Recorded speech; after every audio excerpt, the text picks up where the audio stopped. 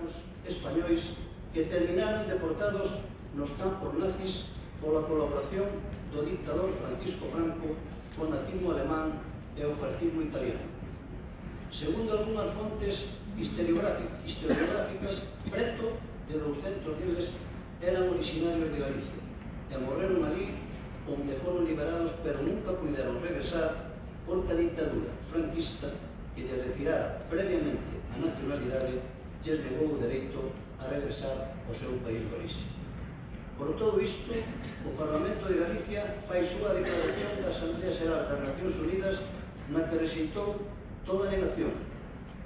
xa sexa parcial ou total, do Holocausto como feito histórico.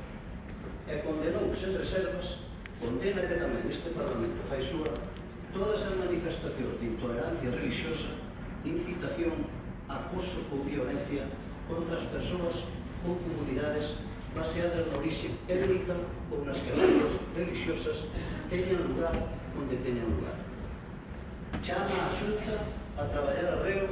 contra os posibles votos de racismo, xenofobia, antisemitismo e outras discriminacións baseadas na orixe étnica ou nas creencias religiosas, e aos cidadáns e as súas organizacións a permanecer vixiantes para que nunca máis un réxime como o que produciu o Holocausto poida asentar entre nós en ningún lugar do mundo.